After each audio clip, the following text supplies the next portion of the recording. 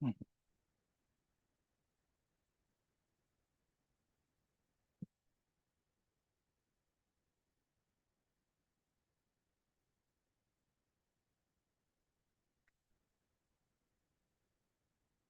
How's the microphone check?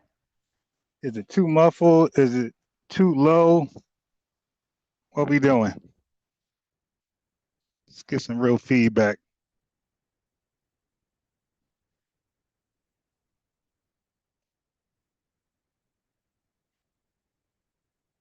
Ah, it sounds good.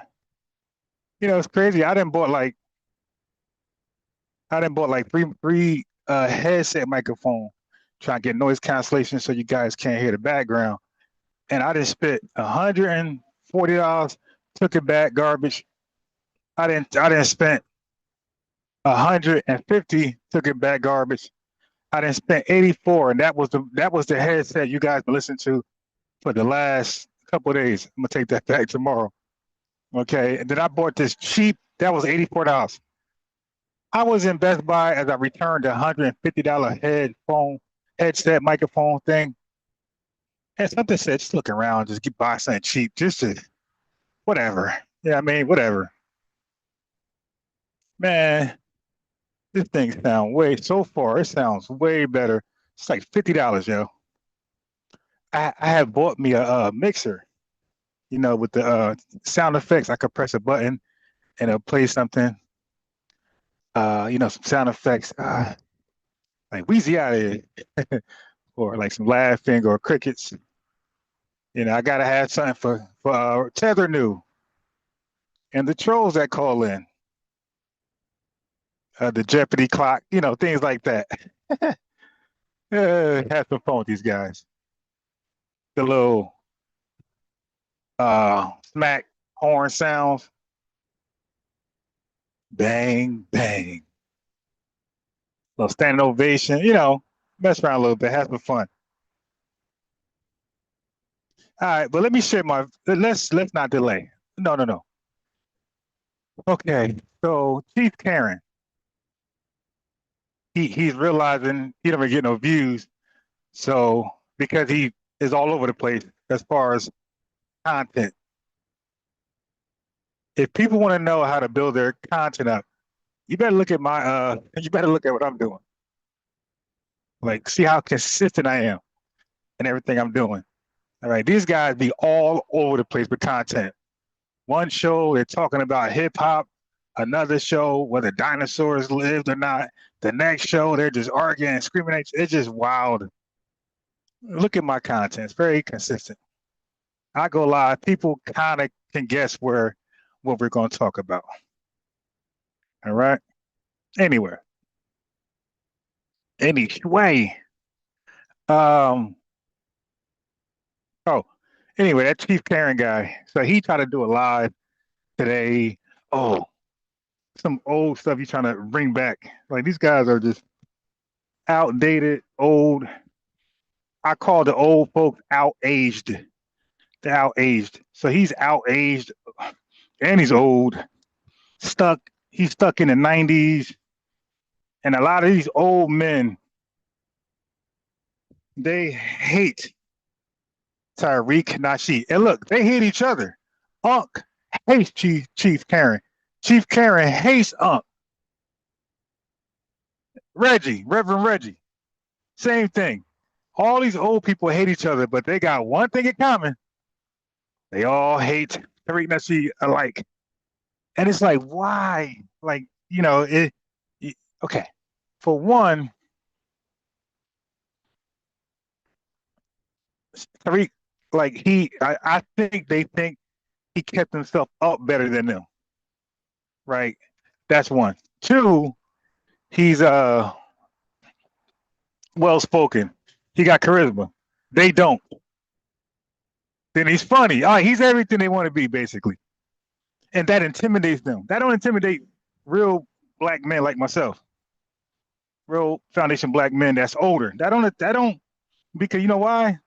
Because I guess we had like different exposures growing up with like people. I'm very sociable. Like I can meet somebody anywhere, and I would be having a conversation. It's that easy to meet people, and like people usually grasp towards me because I can pretty much talk about anything. You dig, and have some good information or just about anything. People like that. Like for example, religion. If I'm around Orthodox Muslims, they will appreciate me. Even though I'm not Muslim, they're gonna think I am because just what I know about Islam, and I'm not gonna like bash it or speak against it. I'm just gonna talk. Catholic, same thing. Christian, Jehovah's Witness, whatever. Mormon, same thing. Same thing. It just, you know, Jehovah's Witness. I just know how to just talk to people without always debating or offending people. Okay, so they hate that Tariq Nasheed has attracting power. He can attract the masses. Like when he speaks, he demands ears. Like literally, he's everything they want to be. He's everything they wanted to be, and they kind of gave up. And then when they go online, nobody listens. It's like, dude, what are you doing? So the dude, Chief Karen, made a video, FBA versus ADOS. Now, his videos don't hit anyway, but this was his biggest flop. About 4 people, I mean, literally about 4 people was listening. That's because you're trying to make up something that does not exist. I explained that to somebody recently. Said there's no FBA ADOS going back and forth nowhere in those spaces. Are you serious? You made that up. So she tried to bring that back around. ADOS versus FBA. Man, ain't nobody. 4 people was in there listening. 4 people. Another failed video. I mean, but this was, it topped the others. I mean, literally 4 people watching. I mean, he was so embarrassed, he shut it down in 35 minutes. And normally his videos be 5 hours. This was 35 people. His ego couldn't take 4 people entertaining the clown show. There's no spaces where FBA and ADOS are going at it. And he tried to do something with that. Dude, stop. That went nowhere. So I was invited to a panel, well, not officially, by a viewer. Like, yo, check this out. So apparently, Brother Sanchez is, a matter of fact, let me just play it. But it looks like Sonetta, when they got him, like Sonetta just obsessed with speaking down on FBA ADOS, U.S. freedmen, descendants of freedmen. He's obsessed with anybody who would come on his show and talk down. Like he would invite literally anybody. Like there's like no standard. Like, okay, now let me just invite scholars. His scholars won't. Like his scholars won't. I'm sure he was in Brother Jabari's ear. Nope. I'm sure he was in Shaka Atmo's ear. Nope. Because they low-key agree with it. You feel me? So he couldn't get his best scholars to speak against it. So he is getting just anybody. So he got Unc 1,000 times. He got Reverend Reggie 1,000 times, and some weirdos that come on there that sounds they sound crazy. At least get Ruxpin. Like he don't even know who to go get. At least go get Ruxpin. Ruxpin will be his best scholar to like disrespect us. Okay, so anyway, speaking of Ruxpin had a show with a Garveyite, a UNIA member who was trying to show us real leadership. I mean, this guy, first of all, the dude is a member of the UNIA. He's a current member. I mean, so come on, bro. You don't consider that. You interviewing a guy who's a member. You think he's going to keep it real? He's going to have confirmation bias. You dig? Which he did. He was romanticizing Garvey. Oh, my God. Garvey can't do no wrong. He's a perfect leader. So I caught the live late. So when I joined it, they read like my comment stood out because I was cooking on Garvey. So tomorrow I'm gonna show you that one. I'm gonna pick it up where they was reading my comments, and so then Ruxpin asked a guy about some of my comments, and the guy couldn't answer. One of my comments was that stop it. I said Garvey sold stocks, and well, first of all, I'm the one who said Garvey was selling stocks illegally. got fined. So he asked the Garveyite, was that true? The Garveyite pretty much said, yeah. Okay. But he tried to blame the white man. Oh, the white man was in family. It just keep coming back down. When these guys got a scammer and they're caught red-handed, they all just come back down to the white man. Oh, the white man, the white man. That's all they do. That's all the booty scratchers in Africa do. The booty scratchers in the island do. The Pan-African booty scratchers, they all just simply blame the white man. Oh, it's the white man's fault. It's the white man's fault Garvey sold illegitimate stocks. It's the white man's fault Garvey was deported for scamming Black Americans. It's the white man's fault that Africans sold FBA across the waters. It's the white man's fault why others have this hate that's taught to them by their parents. It's the white man's fault. It's the white man's fault for everything they do wrong. But for us, when we do something wrong, we're just degenerate. We're just born like that. We're just low IQ. That's all they all say about us. Reverend Reggie, Ruxpin, all of them. Oh, that man's stupid. And some of them got room to talk. It's ridiculous. Oh, that ain't stupid. They don't write a book. They don't read a book. Like Sean, oh my gosh, Sean is a known illiterate. Oh, FBA is stupid. You haven't wrote a paper. Okay. Anyway, let me first share this video right here. Before I go there, let me go here, family. Let me go here. DJ FaZe, hey man, I holler at DJ FaZe. I asked permission. Well, first of all, he could come on anytime he wants. For number one, if he want to come on, he could come on and go in. Like, you know what I mean? I said, I'll go on mute. You dig? Like, he could go in. It'd be lovely if he go in doing work. I could listen to it. Yeah, so DJ FaZe got something to say. He had one video, I didn't get a chance to watch it. I can't watch but so many videos in one day or 1 week. But he had one video explaining the hip hop instruments. I seen the title. But yeah, I would love him to do that over here. Go in 2, 3, 4 hours. You dig? So yeah, I would love for DJ FaZe to give us some hip hop history. All right. Okay. So now let's get this party started, right? Set it off on your left, bro. Set it off on. Okay. So let's share the screen.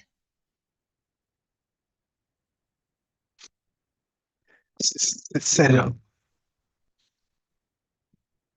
So I'm gonna play this now. I'm gonna play this a little later. These are shorts, 2 shorts. Then I'm gonna go into Sanchez. What are you talking about? You dig it? Okay, so this is the chat. Everybody looking at? Peace to the family. I'm doing my little walk. You dig? And here we go. So let's get out of here. Let's go right here. Look at this trash right here. Oh, wait. I almost forgot.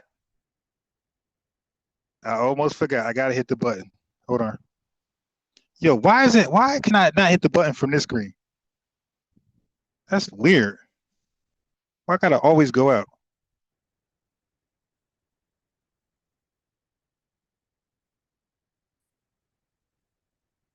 Why is there not an option?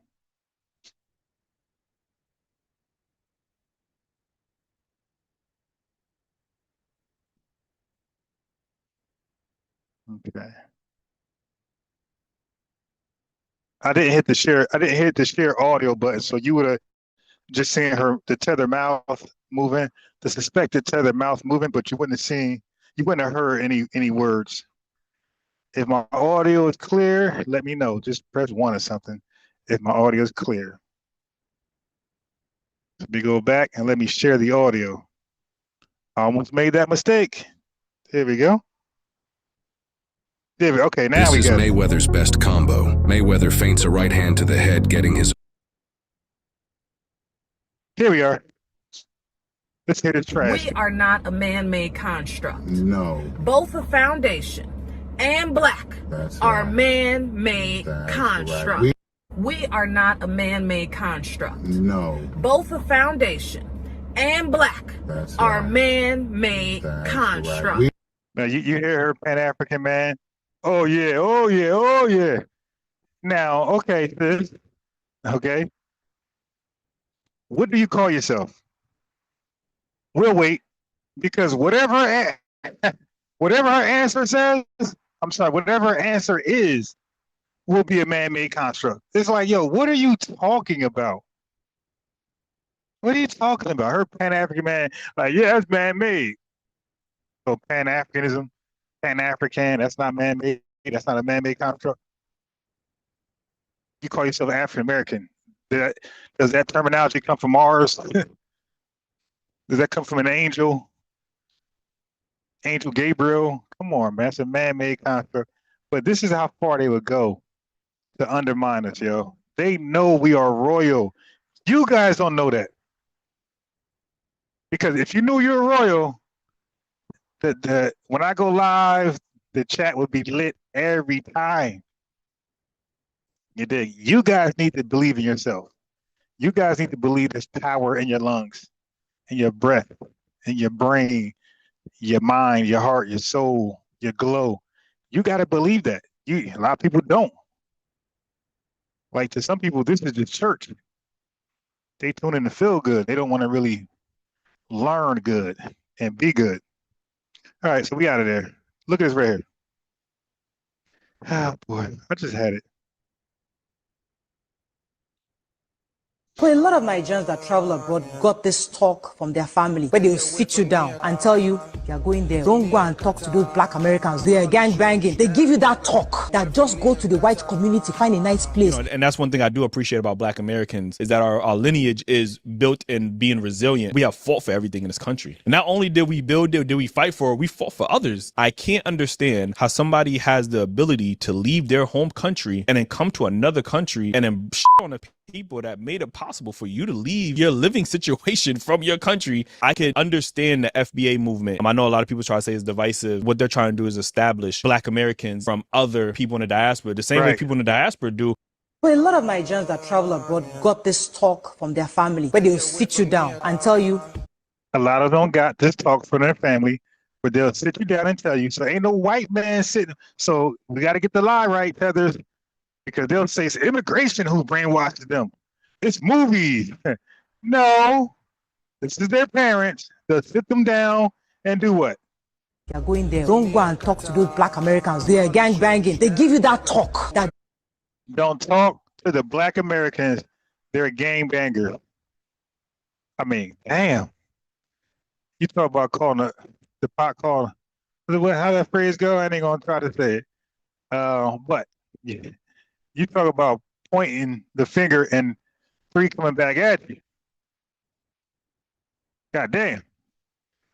He said they sit each other down and say, don't hang around the black people. We're gangbangers.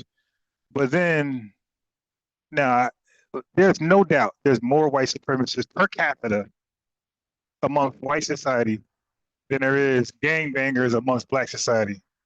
But don't hang around black gangbangers, but go around white people, the white supremacists. Look at it.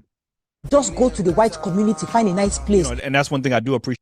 Go to the white community, find a nice place. So they could find the worst amongst us and condemn the whole entire lineage as gangbangers. But there's 400 years of history of white supremacists doing the most inhumane thing known to man and man history, and for this country for sure. And they can't see that. That's why I say, yo, we're not falling for that, man. We're not falling for, oh no, these people just watch movies. No, these people are divisive, they're toxic, and we need to stay away from them. We gotta stay far away from these people. We're gangbangers. They can look at us in our face, work with us. Some of us are their doctors, lawyers.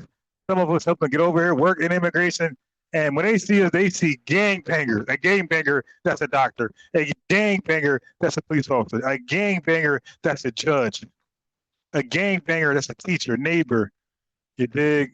student, patient. They see us as gangbangers. Dang, that's deep.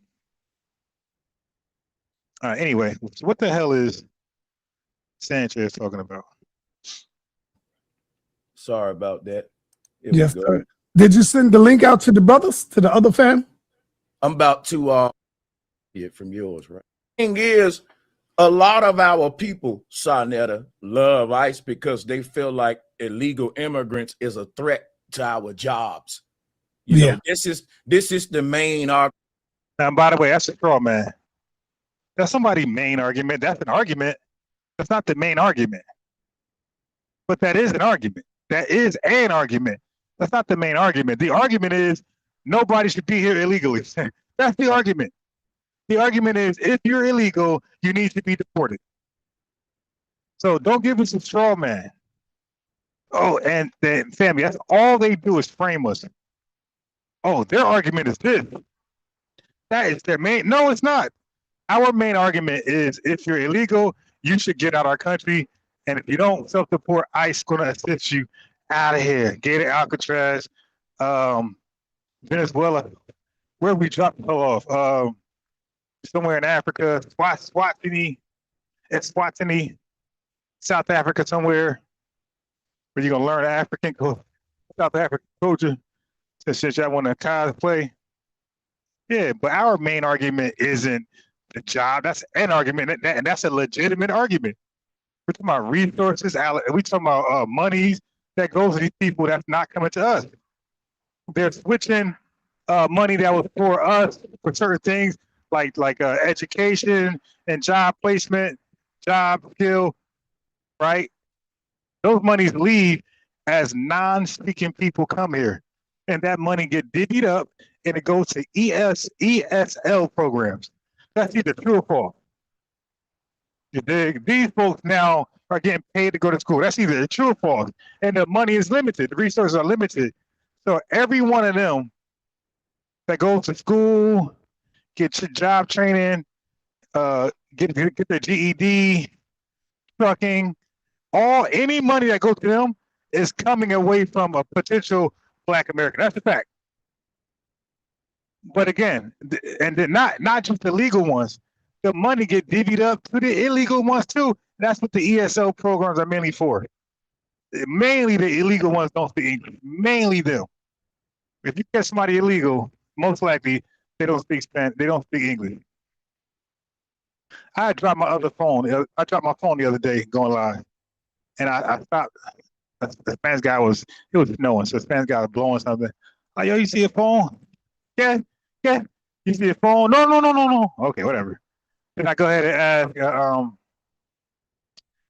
I see a dark-skinned dude, a melanated dude. I'm like, yo, he's also blowing. I say, yo, you see a phone? Yo, this dude spoke less Spanish. I mean, he spoke less. Damn, I'm tripping. He spoke less English than the Spanish guy. This dude spoke nothing but Creole. But he got a contract to blow somebody's parking lot. So again, that's either true or false, man. Don't give us straw men. And yet, I worked at two places for sure that's like 98% Hispanic.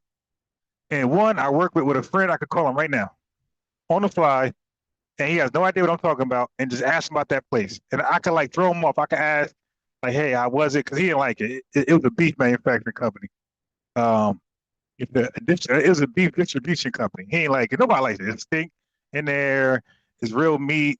The color of your meat in that place where we get it ain't what you get at a supermarket. Whatever they put in there to make it pink, that ain't the color. Okay, you never eaten fresh meat at a supermarket. You can believe a lie all you want. You gotta go to a butchery where they actually kill it right in front of you. If these folks are not killing it in front of you, or at least claiming they did it sometime that week, at a supermarket, at a restaurant, your meat is minimal 1 year old. 1 year old. Okay, now you can believe lies all you want. Okay, you could want to believe that steak was fresh. It tastes so fresh. All right, comparable to what? Another 1-year-old steak, you dig? Yeah, you got to compare that to a real fresh steak. And then you'll be able to discern if it was fresh or not. Okay. So, but anyway, I throw them off by questions like that. Then after I throw them off, I will ask the real question, bro. Was the job like I'll say what the job was majority what ethnicity? I'm talking like 95%. What ethnicity?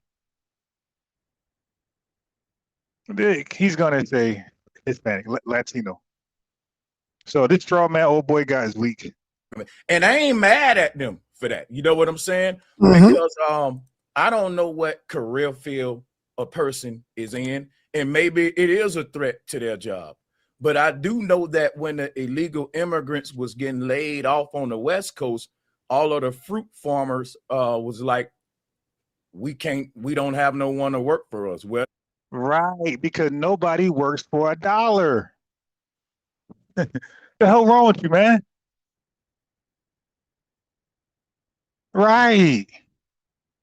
Family, which one of y'all is gonna work anywhere? I don't give a damn if you were hired to be the CEO of Verizon, Verizon Wireless or Verizon. Which one of y'all gonna take that position making 12 grand a year? So it's not about what you do at a job. It's not about the labor, my guy. It's the compensation. So he's totally lost. And but everybody's smart. the Negroes who want the jobs, you know. Mhm. So that was the thing. I don't think that it. Hey, family, I'm done with that because it's bad faith argument. It's bad faith arguing. It's a lot of framing. The dude is acting like these guys were getting paid a fair wager, you dig, for farming, and then their legal status got them deported. But hold on. But let's talk about how they even got employed in the first place. So we're gonna skip that part, right? So, because I know one thing is that when I go for a job, they want my license, my social security card, all that, and you too. They want a resume, they want accurate dates, they want a reference, they want to know if they can call your boss, and if you can't provide that, you ain't getting a job. Okay, so I do know that. I do know for me to get a job, the stakes are high. Okay, but for other folks that get here illegally, all they gotta do is say, I'm willing to work," and they are working. No resume, no references, no how long you been there, what's the reason for leaving, why you been there only for 3 months. You know how a job be like, so you left in you left in you been there for 8 months. What happened? All that right there ain't happening with them. These guys, though, they can't answer. They can't provide one document that you're required to provide, and they can't answer one question that you are required to answer. And your answers or your lack of certain documents would determine whether you get hired or not. Right? These guys are hired. They just show up. No interview. So we gonna talk about that part, right? No interview. They just show up and say, I want a job, and boom, they're working. You, the work where they work at, you need a resume. You need proof of this. You need somebody. You need references. You dig? Yeah. All right. Let me cook a little bit. Is that true or false? I'll share my screen. Let me talk to the family. Family, did you ever consider that? Did you ever consider what you're required to answer and provide, and that will determine your job. That would determine your job onboarding activity. Okay, and look, they all ain't work at a farm. You know, they all ain't Nelly. What you think I live on a farm? They gotta be for real. I got Range Rovers and Escalade. Nah, nah, nah. Not all live on a farm, brother. They all work on a farm. They work at meat manufacturers, right? That if you guys work there, you would make a nice little penny. Depending on the state. If that was up in New Jersey, that's $20 an hour or better for sure. You dig, with benefits. But again, what background do you have, Foundation Black American? What background do you have that can justify you applying for this job? Have you done it before? You did. Do you have a valid driver's license? Look, how about check this out? How about what if your driver license is suspended? You know you're gonna you know it's a rat, right? You gotta have a unexpired driver license. If that thing is expired or suspended, definitely expired. If it's expired, kiss that goodbye. They're gonna ask you to go ahead and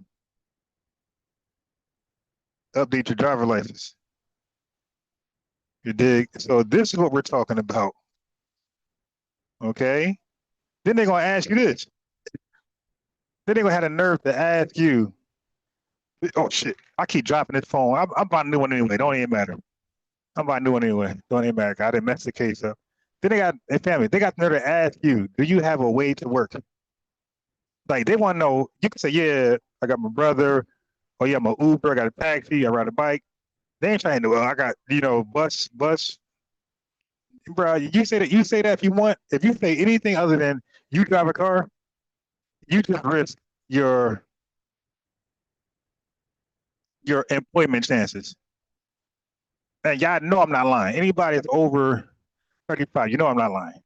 They ask you, do you have reliable transportation? Do you drive, basically? That's all that means. Do you drive a car? Let you say anything other than no. Or I'm sorry, anything other than yes. Kiss that job goodbye.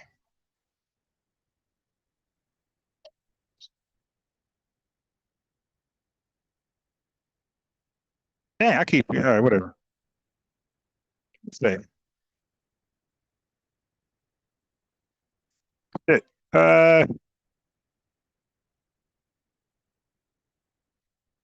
What time is it? Oh, okay, it's a wrap.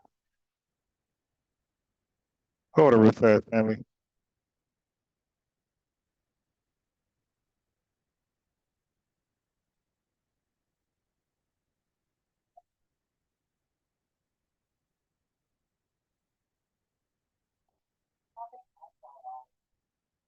Yeah, family. What they gonna say if you say anything other than I don't have a reliable transportation? You are out of there. You dig? These folks come here with everything you don't have. Or let me word that better. Let me word that better.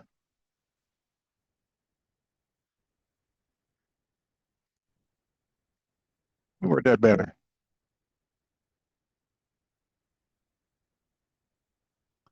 Everything you don't have, they have less than that. Everything you don't have that's going to get you denied for that job, they have less than that. Yo, family, we be qualified than a mother for positions. We got a long job history. We have the skills, the experience, the expertise, and you get that email. Oh, we looked over your resume, and unfortunately, we decided to move on without you. You know, good luck, or just follow our website. You get some look out for a future job. Like no, like I'm telling you, man, and y'all all experience that and favor over somebody who's going to work for $4 an hour under the table, no benefits, 80 hours a week. You dig? So, oh boy, ain't gonna mention the fact that these people are being exploited. But these illegals, they are rolling back the civil rights movement and all the labor laws that we fought for, all the union laws that we fought for. These illegals are undermining all of it. They're rolling it back. He ain't gonna talk about those illegal farms that got raided. They had underage children. What about the Child Labor Act? Okay, what about that? That's why, like, when they be on these panels, it ain't gonna be no real legitimate conversation. They're gonna talk over you. Soneta's gonna butt in. So, Brother Sanchez, when you're ready, come over here, man. Come over here. If you really believe that, come over here. Because you know that I already know he don't have an understanding of Black history. Like during that time when we was fighting for labor laws and union laws and child, all that type of stuff, and the Civil Rights Act. I know he has limited information to say something like he just did. Like, he's not saying legal. He's not saying legal. He's saying illegal. Yo, if they're illegal, they shouldn't be over here. What are we talking about past that? Illegal? Oh, no, they gotta go. You see? Yo, if they commit a crime, which they've been doing, there's no way to track these guys. Yo, y'all ever watch those who be on IG and see those dark web moments? These guys be chopping each other down with the Draco and whatever else. They be chopped. I mean, family, they are the most brutal murderers on the net in the world. These Latinos. I mean, just ruthless. They come right over here with that type of immoral. Who that? And then they're illegal. Get rid of you, go right back to where they snuck out of. Nah, we're good, man. When you're illegal, family, they are the main ones who are doing the crimes, scamming, all that stuff, man. Like, come on, stop. So to sit here, but you know what, Brother Sanchez, you were saying you're FBA, because he was over here stomping hard for FBA, the lineage, and now he's talking like that. I can only suspect that name Sanchez. I can only suspect that name Sanchez. Maybe he found out he ain't FBA. He Panamanian some shit. I don't know.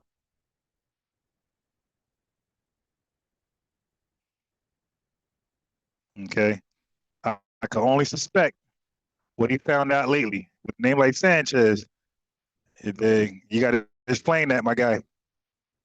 You just found out you're Panamanian, and all of a sudden you anti-FBA. So his argument essentially was anybody for ICE is wrong. ICE violates rights. Well, hold up. So illegal person got, just stop it. What rights, what laws they abided by to get in this country? Man, what you talking about, bro? Going off rumors and Democrat propaganda. Like, stop. Nah, that ain't working, my guy. Anyway. So yeah, I didn't like that. I didn't like that at all. Like I said, name like Sanchez, he's looking real shaky, baby. But yeah, the link is there for you, my guy. Let's talk about this ICE issue. Our main argument, they're taking the jobs. And that's one of the arguments. It ain't the main one. The main argument is, why are they here illegally? We know the Democrats allowed them to come in wholesale to undermine us, undermine foundation Black Americans. This always been the game.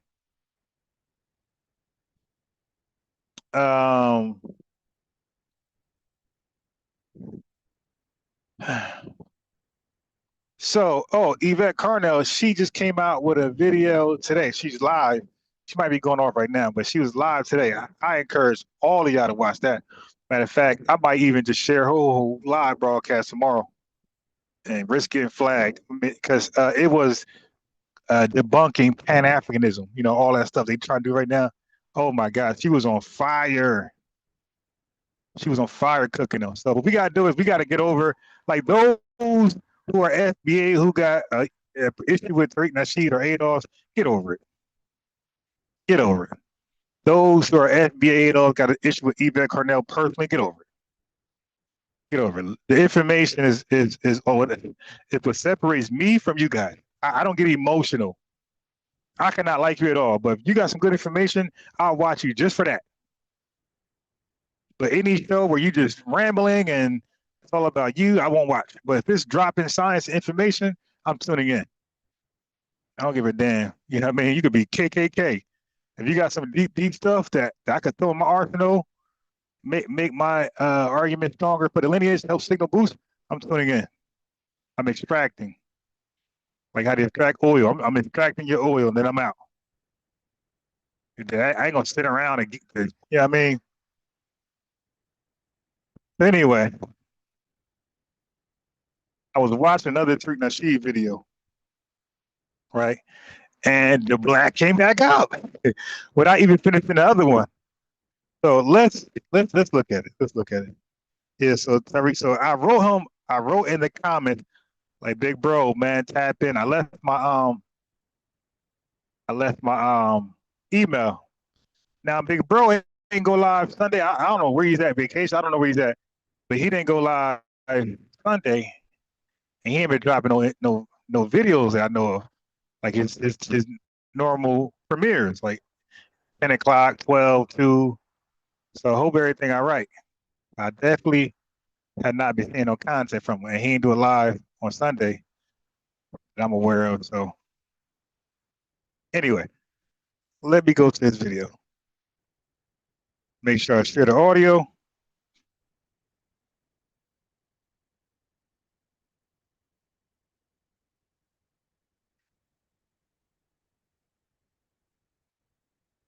All right, the audio is being shared.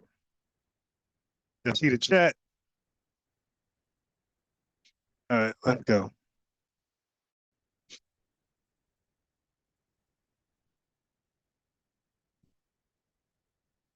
So this video right, not that one.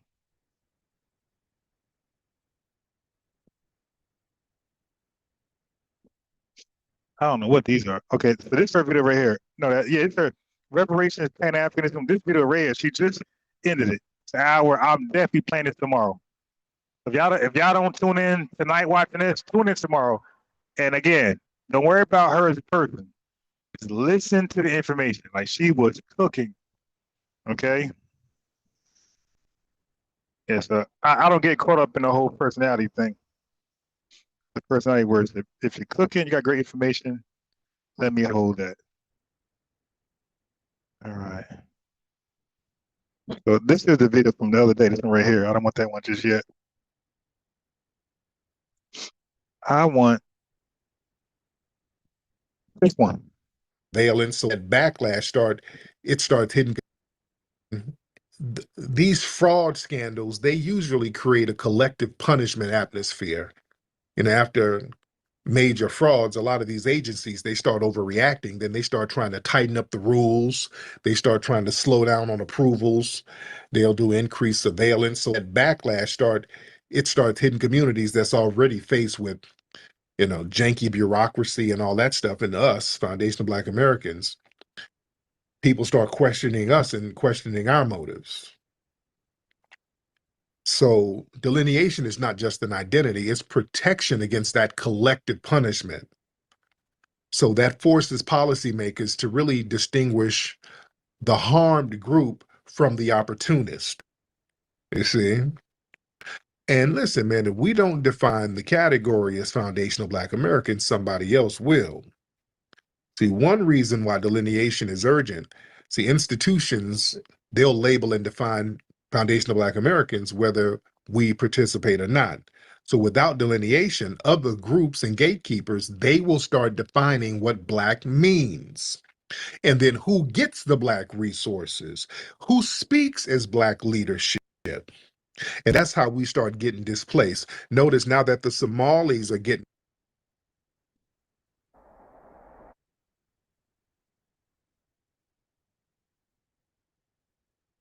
and all that stuff, and us, Foundation of Black Americans, people start questioning us and questioning our motives.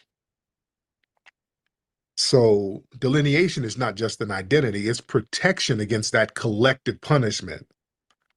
So that forces policymakers to really distinguish the harmed group from the opportunist. You see? And listen, man, if we don't define the category as foundational Black Americans, somebody else will. See, one reason why delineation is urgent, see, institutions, they'll label and define foundational Black Americans whether we participate or not. So without delineation, other groups and gatekeepers, they will start defining what Black means. There we go. They will start to undermine and define what Black means. And that's why we got to gatekeep it and take it away from them totally. Just like Black Americans are not allowed to have no say so in what Latino means, what Asian means, what white means, right? We have no say so because it doesn't apply to us. We got to make that clear. Like, yo, do not associate them with Black. They're not Black. Black is not some type of descriptor. Black is not some old global African thing, okay? Blackness is unique and it's only for us. You're confusing the masses on purpose by calling other people Black. Black has nothing to do with the color, has nothing to do with a color or African descent. Zero. It has everything to do with our unique experience. We're Black, no different than a person is Puerto Rican. We're Black, no different than a person is white American. We're Black, no different than a person is German, Ukrainian, Nigerian. Okay, so we don't go plastering everybody to be Nigerian, Ukrainian, that's Jewish. So don't plaster everybody to be Black. We're the, you know, I'm gonna start making like a Jewish Black parallel. Because it seems like the only way to get people attention is to like is to bring in the Jewish community. It's like you see how they're protected group, they're Jewish, you got an anti-Semitic stuff going on, anti-Semitism. You have the wow, what's that group that protects them? The organization, I'm at a loss for words. The organization who protects the Jewish community from defamation and things like that. Okay, so we need an FBA organization like that. That's what we need. We need an because we're all doing it anyway. And if FBA gonna be tied to an organization, it should be an organization within the lineage of the Defamation League. What's that called? It's the Sun Defamation League. I got kind of close to it. Right. That's what we need. We need an FBA Anti-Defamation League. There we go. FBA Anti-Defamation League. Yeah, y'all should change my channel to FBA Anti-Defamation League. You see what I'm saying? So be like, no. When you look at FBA, look at Jewish people. We're doing the same thing. We're asking for the same thing. Reparations like them, to be a protected lineage like them, to be separate from everybody like them. Because a lot of the Jewish people are classified as white, okay? But they make it real clear. I'm white, I'm a white Jewish person. So I'm not technically white. Can't throw me into a white category, even though some of them are white. So even though some of us got African descent, don't throw us in there with Africans. Don't do that. Don't throw us in there with other folks with African descent like the Caribbean. No. FBA Anti-Defamation League. Or we ain't got to say league, just FBA Anti-Defamation something, organization or group. FBA Anti-Defamation Group. You dig? Something like that. But everybody, matter of fact, that flag I made could be for that. That black flag I made with the where you see the civil rights movement, Dr. King speaking in front of Washington, D.C. That logo I made, that flag I made, could represent the FBA Defamation League, where it says 400 years of lineage. Okay, All right, all right, all right. That could be for that. Okay. So, but Mr. Tariq, if we just take black from them, then we don't have to worry about them changing black or making it mean something else because it does not apply to them. They have no power to do so. But if we keep giving them power to be black, then they got to say so. So we have a hell of a strong. Look at me. I came up with this argument myself, like the whole thing for blackness.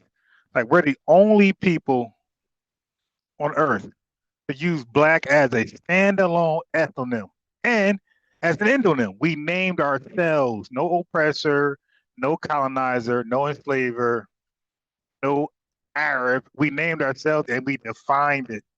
And it's just black, nothing else. You dig? The American is our nationality, but even without that, we're just black.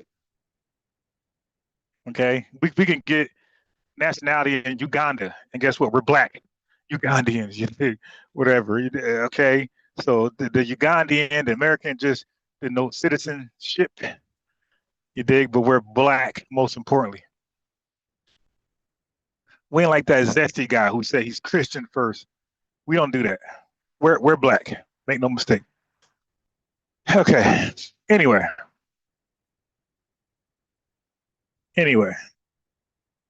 Let's play. And then who they'll label and define foundational Black Americans, whether we participate or not. So without delineation, other groups and gatekeepers, they will start defining what Black means. And then who gets the Black resources? Who speaks as Black leadership? And that's how we start getting displaced. Notice now that the Somalis are getting targeted and they're getting called out for their scandals, all of a sudden everybody's Black. Ilan Omar remember she was on TV a couple of weeks ago. Yes, they're black. They're doing the black. See. Now you see how the memo got to Ann Coulter. You see how the memo got to Donald Trump when Kamala was trying to claim she's black. You see how the memo got to Tucker Carlson. Okay, then forget it. Then since the Democrats don't want to listen and respect our delineating and using delineating terms like black exclusively just for us, then forget it. Let's send the memo to the Republicans. You dig? Let's do that. Send it to them and have them camping around. That'll piss the Democrats off. Say, look, the people who you say are the most racist are acknowledging our delineation movement and acknowledging that we're the only black people. That white boy that I showed the other day beating up with that black guy, he's like, yo, you're not black. You're African. You're from Guinea somewhere. You're not black. So even white Americans are like starting to get that memo and run with it. Like, yo, you know what? That is a great point, FBAs. They aren't black. They're African. They're Jamaican. They're trying to tether on to like the white America know. Like, here's the thing. There's always some big ass truck pulling next to me. I mean, I stopped just 1 second to throw something in the trash. Some big ass truck come next to me while I'm talking. right in front of me. Okay. So I think white supremacy want to go ham on tethers. They want to smack their koofies off, but they think we got their back. So when we're explaining, nah, we ain't them, they ain't us. We're foundation Black Americans. We're black. They're Jamaican. They're not black at all. Okay, they're misapplying blackness on them for protection. You dig? To make you think they're with us or one of us.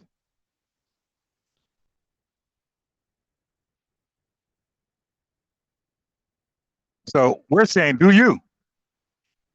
We ain't got nothing to do with that. They ain't black.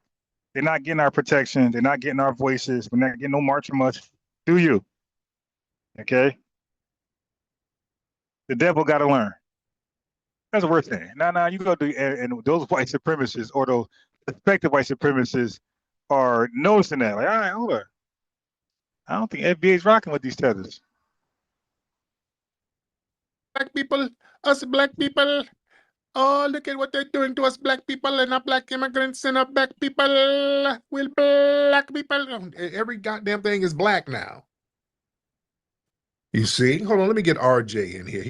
Right. And we gotta let them know, no, you're an immigrant. You're not black. Black can't be immigrants. You know, it's like, well, come on, man, let's start talking. If you're black, it's impossible. That's a contradiction in terms. You cannot be black and an immigrant. Black means you're a citizen of the United States. Black means you have lineage before the country was a country, before citizenship was even a thing. We were black in this country. Okay, so or our lineage. We were not black as far as names, specific names, but our lineage that ended up being called black was already here. So we were here before naturalization. We were here before American citizenship. You dig? So we predate all that stuff. Anyway, we were here before some of the early founding fathers. Okay. So yeah, no, you're not a black immigrant. Immigrants cannot be black. Black cannot be immigrants. That's a contradiction in terms. You are a Somalian immigrant, or you're an African immigrant, or you're a person of African descent immigrant. Okay, and a Jamaican person is a West Indian immigrant, or a Jamaican Indian immigrant, or a Caribbean immigrant. That's what you are, not black. He's a Democrat shield. RJ, what are the Democrats saying about this scandal? Yeah, y'all can't keep deflecting to Trump, RJ. What are they saying about the scandal up here with the money and stuff being jerked off by the Democrats? What's up, RJ? What's up, Tariq? You good? I'm good, man. How are you? I'm well, Tariq. What scandal? This news to me. Oh, okay. Up there in Minnesota, man, some Somali immigrants with the help of some others. They're finessing our tax dollars, just doing a lot of scams. Just millions of our dollars are being pissed through with the scams that's going on. And the Democrats seem to be assisting these people, but you don't seem to know too much about it, do you? No, that's news to me. I know about that NFL guy that tried to scam, that tried to pull a whole scam. That white guy that tried to scam black. Trump is doing scams day and night. You know, he's talking about Brett Favre. Like, go holler at Nigeria. Let's get Bushmeat Barrister in here. Yeah, go holler at Nigeria. Bushmeat Barrister, what's happening, Bushmeat? Hey, how's it going? I do agree with you. Delineation is very important, especially with recent stories that have gone viral. I'm pretty sure you've heard about that foundational Black American man killing an old elderly woman in Barnes and Noble, right? No, what happened? Okay, dude.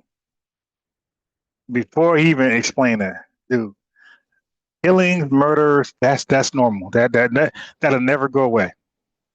Okay, but again, we are in a situation where resources are purposely being taken away from us, being hidden from us, taken away and hidden from us. Okay, we have a history of building something great for ourselves, and white people, white supremacists, just taking it away. Okay, matter of fact, this is a perfect time. Okay, so it's a perfect time for me to do this right here. Let me do this. This is a perfect time for a teaching moment. Okay, so for one, there's something called the 1862 Homestead Act that I cover a lot. Okay, the Homestead Act was this 270. Now I'm walking, by the way. I'm walking. Let me turn my camera. All right, so you see there's no Google. I'm just talking. You see, yeah, I'm just walking, talking. You dig? All right, now the Homestead Act, 1862, is where they awarded 270 million acres of land to a bunch of recent immigrants from, I believe, the UK and maybe other places, but definitely Britain. And free land. 270 million. I forgot how much acres were per person. We have 40 acres. I think it's 4,000 acres, if I'm not. I know it was way more than than what we had. Okay, but I could be wrong. All right, 'cause I know we were awarded 400,000 acres of Confederate land after the Civil War. Okay, Emancipation Proclamation. I know they got 270 million acres of land. We got 400,000, or we were on paper awarded 400,000 total acre of Confederate land, and these white people, these indentured servants, 270 million acres of land. I think it was 4,000 acres per person. Don't let me fact check that tomorrow. I keep saying I'm gonna brush up every so often, every month or two. I revise myself on the history of immigration in this country. I haven't had a chance. I may do it tonight after this live or the morning. So if I wake up really early sometimes. So if I wake up 5 a.m. again, I'll brush up on my immigration in this country information, so I won't be so it won't go too. It won't fade away too much. But anyway, it was free land given to them. They didn't work hard for it. It wasn't owed to them. They were in. It's a free gift, and they can keep it as long as they agreed to till the land for 5 years. Okay, now that was 1862. 3 years later, we supposed to have it because we understood. Frederick Douglass was in Abraham Lincoln. We had some other black leaders, black activists, civil rights activists in Abraham Lincoln's ear negotiating land. We understood you need land. So that's what came about the 400,000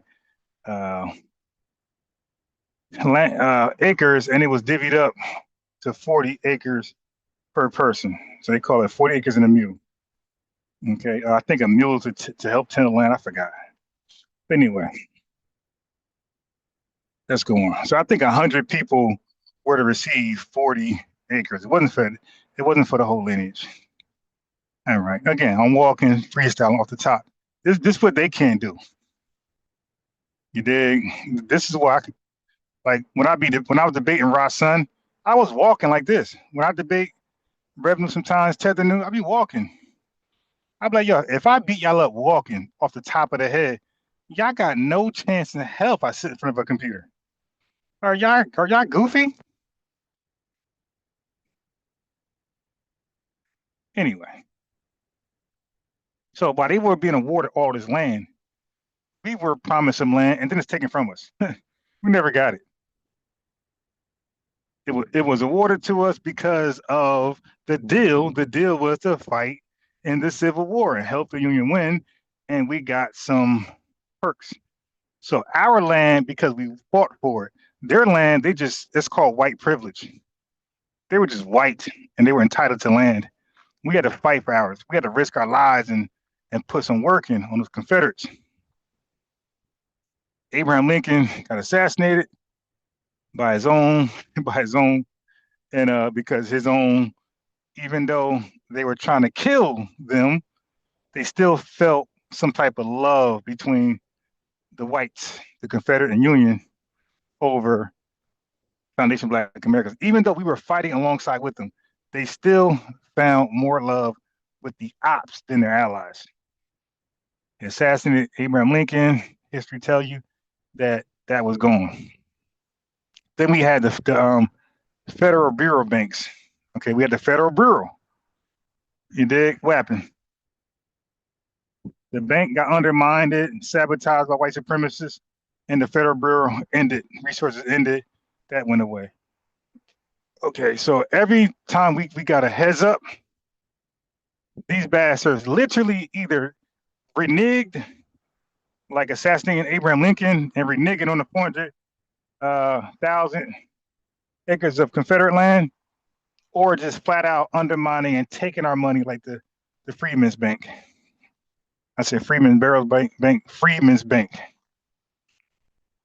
Just flat out took the money, undermined it, So invested the money. Like this was the bank. Again, I'm freestyling. The bank was a savings bank. It was not an investment bank. But these white handlers had start to invest the money. Can you imagine that? Can you imagine you get a savings account and your savings are being invested in something? Like, wait a minute, this ain't an investment. This ain't.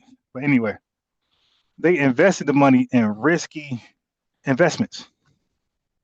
You dig? They're rolling the dice. They playing FanDuel with the money. You dig? They were playing draft picks with our money, with our savings. And do you know all of the banks, all of our banks, Magdalene and Walker, Madam CJ, all of our black banks, all of them were savings banks. It was they would not let us have an investment bank.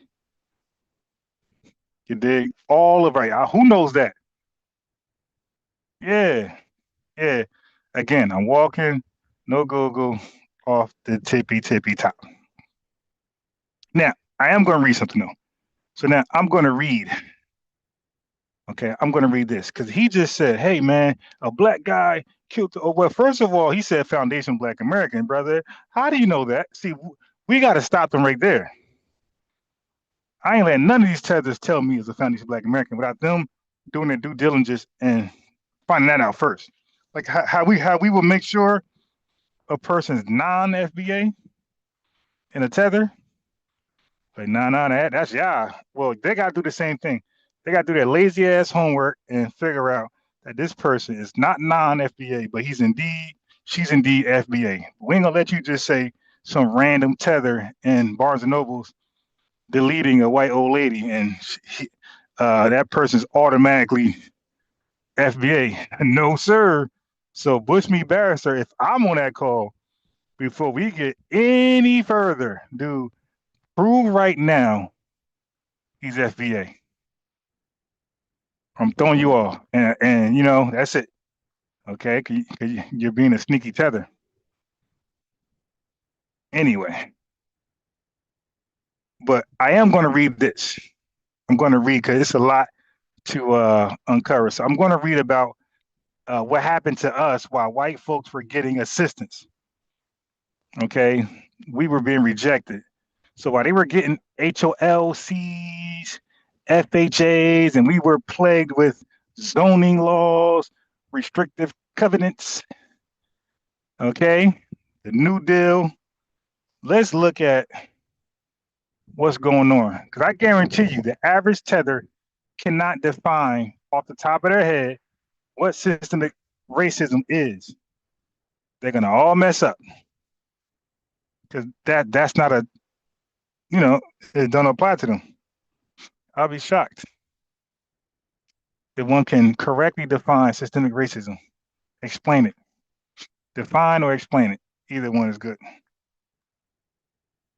Okay, so I'll tell you when I'm reading and I'll tell you when I'm not, but I am going to read these because these a lot of programs that are kind of similar. So if I try to go off the top of my head, it could kind of like, I know what I'm saying, but I might not express it in a way where it's not confusing. All right. So I'd rather just look it up. You feel me? Okay, so let's go. Okay. So first of all, we're going to talk about racial zoning laws. Early 1900s. Check this out. What was it? It was laws that told people where they could live based on race. So we're talking about wealthy people living in Black Wall Street or wherever else that had money. They were forced to live in their poor, wretched environments. They were not afforded the right to move out and stretch their wings. Okay, and I forgot to add one more in here, and I'll do it. I'm going to speak about overcrowding. Okay, overcrowding. That's something they plagued us with. Anyway, how did racial zoning laws work? Cities passed laws saying white people live here, black people live there.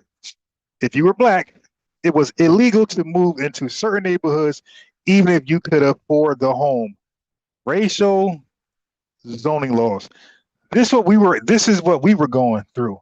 While these tethers were being brainwashed by their parents to hate us and delineate and look down on us. Okay? We were going through this. If you had the money, you still couldn't live there. These are called racial zoning laws, early 1900s. Why they exist? It's to keep neighborhoods racially separate. Okay? It was also to protect white property values and political power. Now, what happened to them? Now, Unbiased Ron, had already talked about this. If you go look at my cookout session with Chaotic Truth, I ran all these down. Okay, so this ain't something I'm learning right now. Okay, people who've been rocking with me for like the last year, they know. Because I used to go hard on this right here. Okay, so now what happened to the racial zoning laws? They were struck down in 1917 as unconstitutional by the Supreme Court. Okay,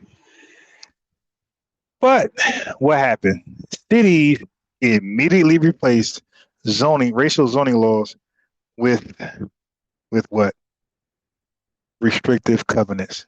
So when I asked Rod's son, because he tried to ask me a gotcha question, look at the bad faith gotcha question. He asked me, what was the date that, what year did the transatlantic slave trade take place? Like, he's talking about like what tipped it off. I'm thinking he's talking about like when did the trading happen? I'm like 1580, somewhere around there, 1590, 1600. Oh no, it was 1480. It was like, oh, you talking about like you talking about when they came to Africa the first time and tried to do raids, got kicked out, died from malaria, all this stuff. You talking about that? Okay, all right, yeah, but there was no trading. You dig? They just try to extract themselves. They try to extract us themselves. And they found out. They messed around and found out. They got to actually come back and negotiate.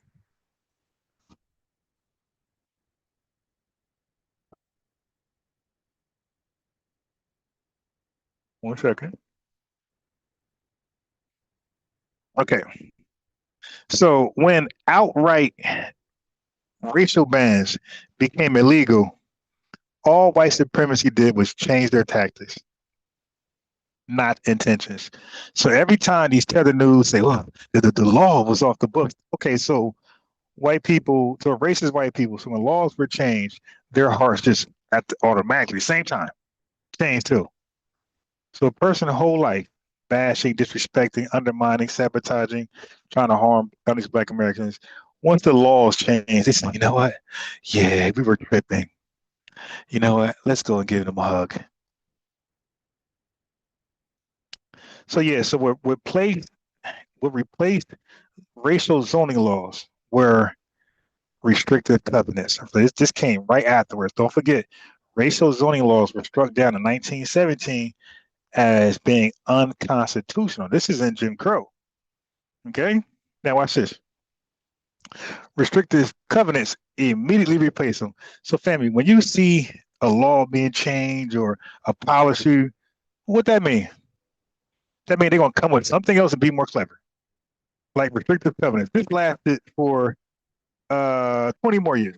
So right when that happened, they had a plan for that. They had a chess move for that. So they came up with this. These were rules written into home deeds that said no blacks allowed. Mm-hmm. How did this work? When a house was built, I'm sorry. When a house was sold, the contract literally said this on the contract. So when you were trying to go buy a house and it was sold to you, your contract said this as a white Philly person. This home may not be sold or rented to Negroes. Don't forget, first it was zoning laws that made it illegal for blacks to buy a home into white neighborhoods. Illegal. So once that was struck down in the contract, they put it on the deed owner. They said, hey, we can't make a written law saying that blacks can't buy here. So they're definitely going to try to spread their wings and buy here. But we can take this house from you because part of your contract is don't sell this Negro. Okay, so these rules stayed on the house for decades.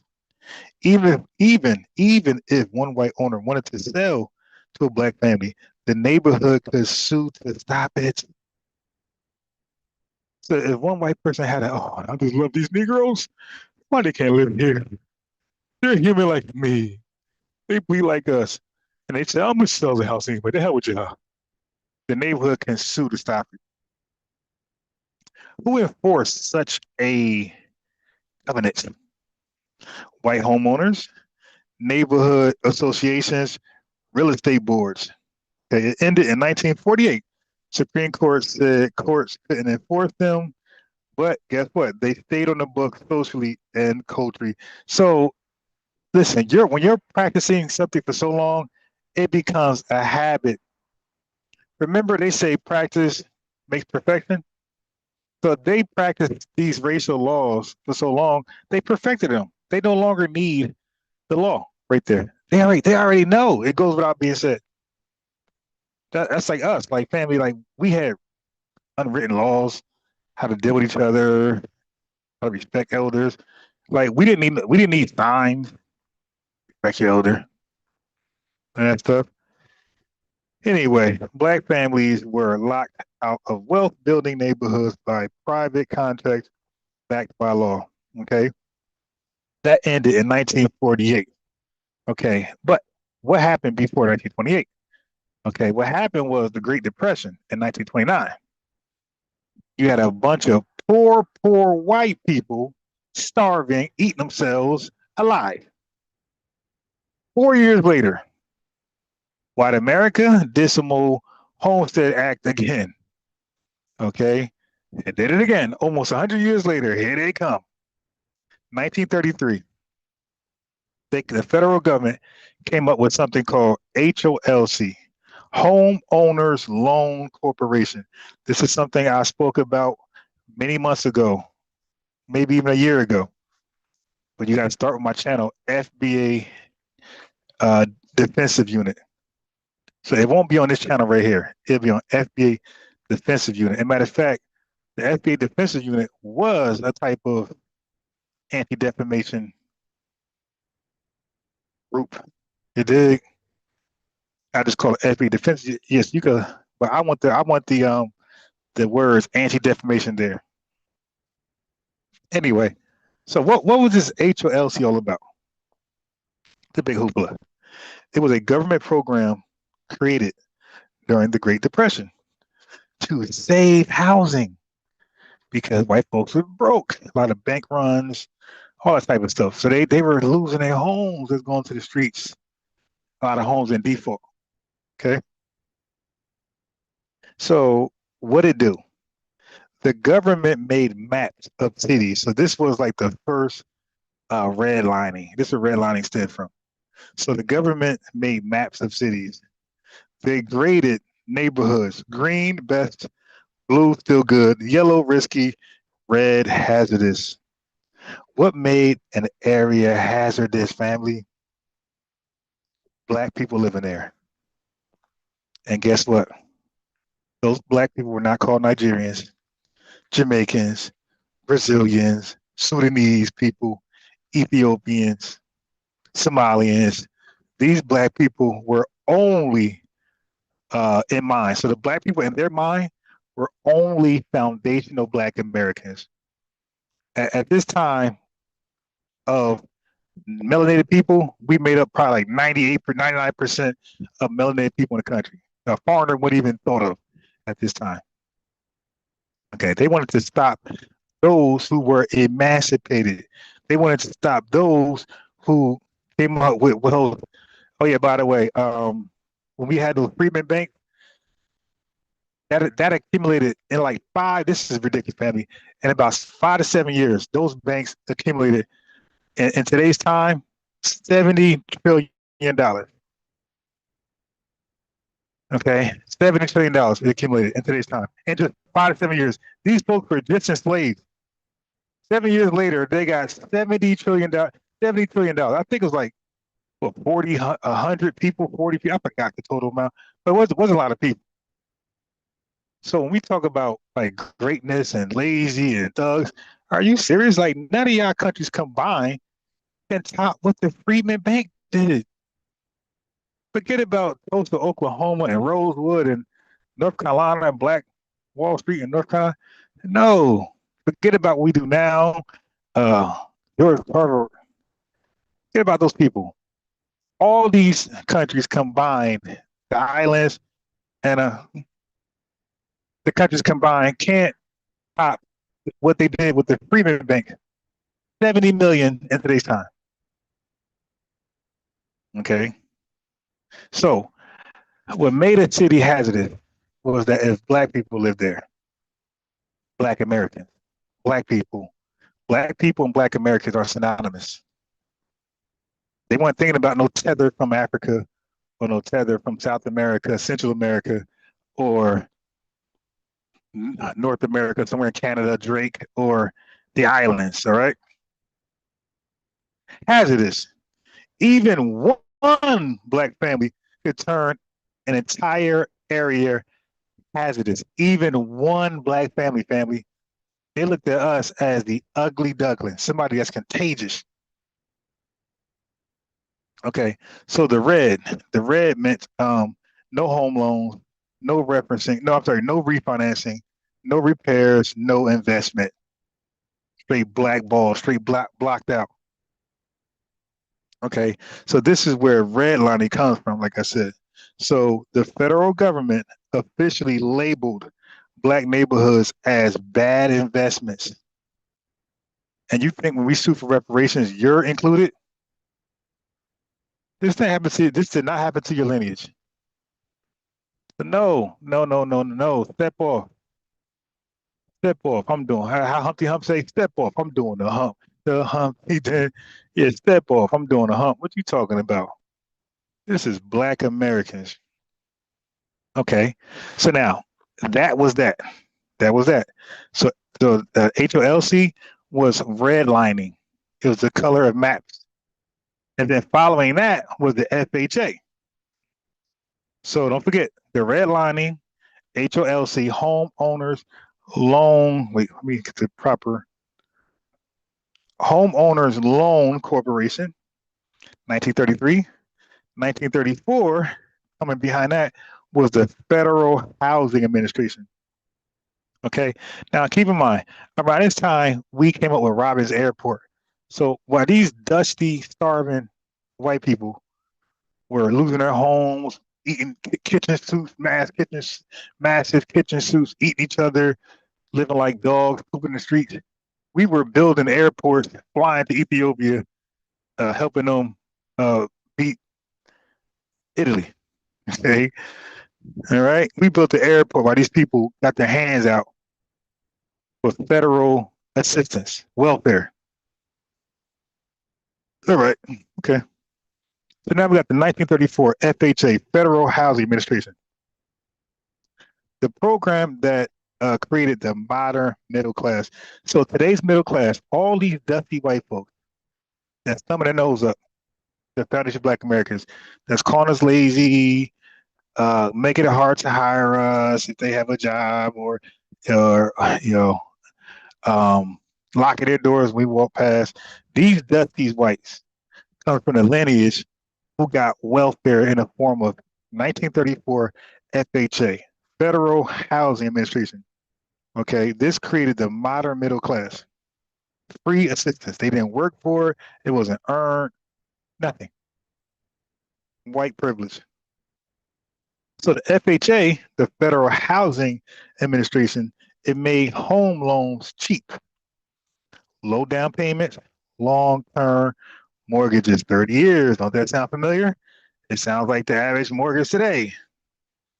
Okay. Hold on. Well, who got access to the FHA? Okay. White Americans, especially in new suburbs, who didn't have access to these set-asides, to these government welfare programs. Foundation Black American, and any neighborhood marked read by the HOLC. The HOLC was the organization, the corporation who was redlining cities. Okay, that's to get the red from there. The red line, I mean, literally with a red line. They had the green line, the best areas.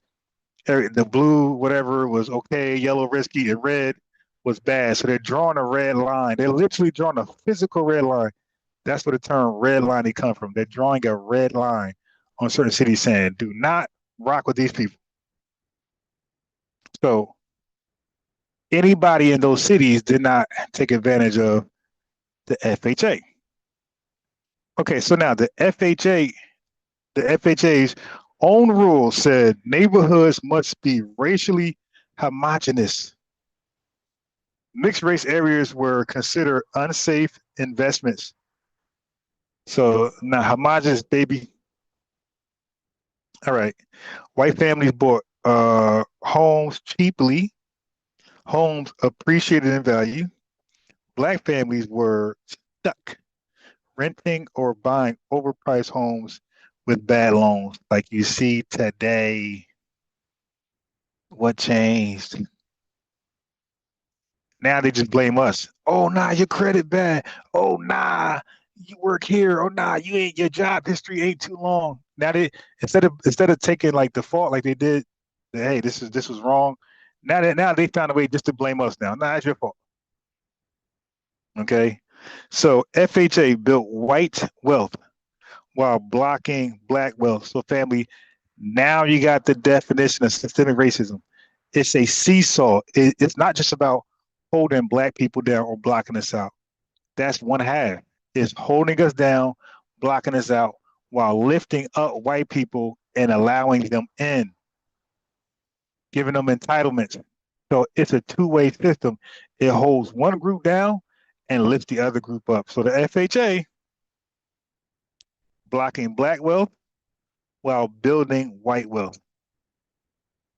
Now, so how do they all work together, right? So racial zoning said you can't live here. Remember the racial zoning laws said black people, you can't live here. We don't give a damn. Jay-Z, Oprah, Kanye, Reginald Lewis, you can't live here.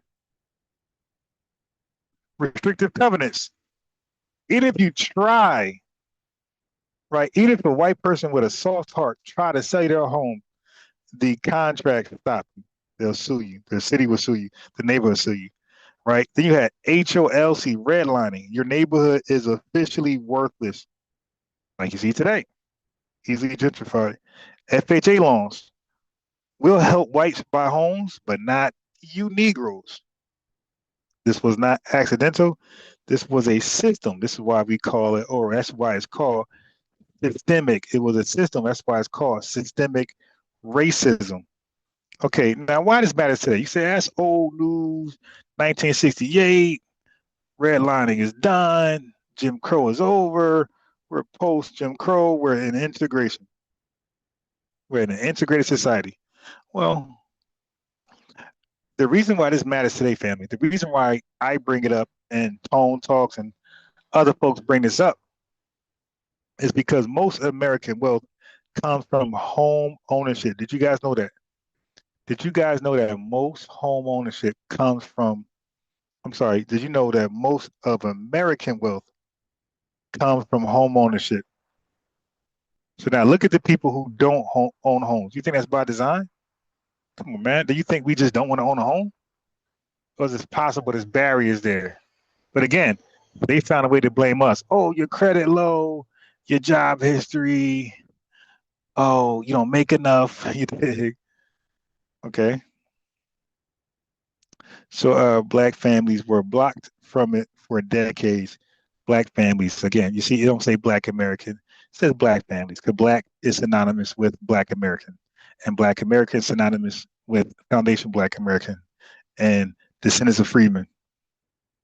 Okay, so now look at today effect. Property value gaps, school funding gaps, neighborhood property, right? And there's a wealth gap that everybody talks about. So this wasn't about bad choices, as conservatives say, oh, it's your culture. You guys make bad choices. wait, what choice did white folks make when they redlined our cities and made their cities great and in position for a loan and welfare? And ours were redlined out of the color zone for these same loans. All right. So nah, this wasn't about bad choices. It was about bad laws and policies. So America didn't just discriminate socially, it designed housing policy to lock Black Americans out of wealth, then blamed us for being poor. Okay. Now, hold on.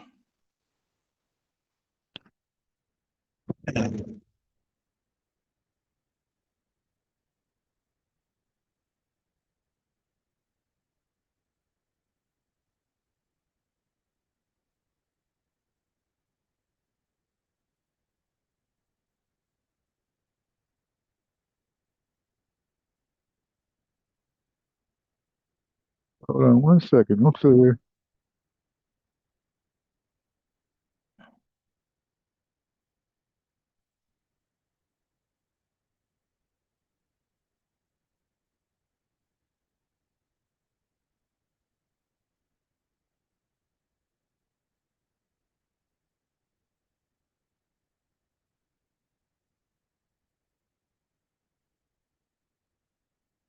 I'm still here, family.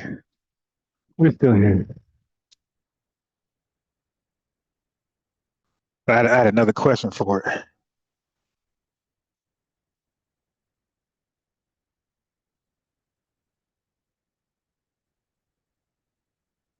I had another question for it. Okay. It's what y'all think so far. So when they say, hey man, a black man, oh, did this to a white lady, first of all, prove he's black. All right. Because black is synonymous with FBA. We don't even got to say black American. When we say black, we're only talking about us. We don't got to qualify black. Prove he's black. And you know what? Let's start just saying black just on purpose to show them that they're not black. Because if we just say, hey, prove he's foundation black American, that's almost entertaining that they're black. So we're gonna say prove he's black. No, no, he's black. Clearly. No, no, no, no, no, no, no. If he's an immigrant, he's not black. Immigrants aren't black. You don't come into this country black. You come into this country as a person from your homeland or tribe. Okay, you come into this country as Nigerian. You check boxes that say black. You check boxes that say African American, but you don't come here as an African American and you don't come here as black. You come here, there's already black people here. You dig? So now prove he's black, right? And black is synonymous with Foundation Black American. So we just say prove he's black. So yeah, I'm gonna start doing that. Just start saying black. You dig? Because you know what happens is for the sake of argument, for the sake of debate. Once we say FBA, Tariq, your co-leader, oh my God, you guys are divisive. So I'm gonna say black. I'm gonna play chess. From now on with these guys, I'm gonna just say black. So it ain't no sidestepping, no straw man, no changing the topic, no Tariq Nasheed bashing, just black. Really? Prove he's black. Nah, not black people. Watch. Watch, watch, watch, watch, watch. We are black people, and our ethnonym is Foundation Black American. That's our ethnonym. But we are black people, and we're the only black people. You dig? We use black as a standalone ethnonym. That means it don't need anything else. Black already assumes foundational. Black already assumes American. Because history says we we helped found this country, we helped build it. Not found, but we helped build it, the foundation. We helped build the foundation. Well, that's found. That's pretty much found. Because this was not a country until it became America. So we can say that. We can say we helped found this country. We helped found this country. Because the founding was in the foundation. Yeah, so we helped found this country. We helped the foundation. And we never left, and we've been building, and our wealth and our culture make this country great and greater. You dig? So when you say black, it's supposed to automatically assume foundational, automatically assume American. The reason why we got to qualify today is because we let it be diluted. Jesse Jackson, slick ass, man. That slick bastard. That slick bastard. All right, so family, let's get to it. So again, racial, just a recap, racial zoning laws. Early 1900s, cities made laws telling people where they could live based on race. Black people were legally blocked from white neighborhoods. These laws protected white property value, not safety. Okay. When outlawed, America didn't stop racism, it changed tactics. They stopped saying it out loud, but they kept doing it quietly. It's a shh, say it. It's like you can't say racism today. They won't say it, but they'll practice it, which is really is called anti-lineagism. Okay.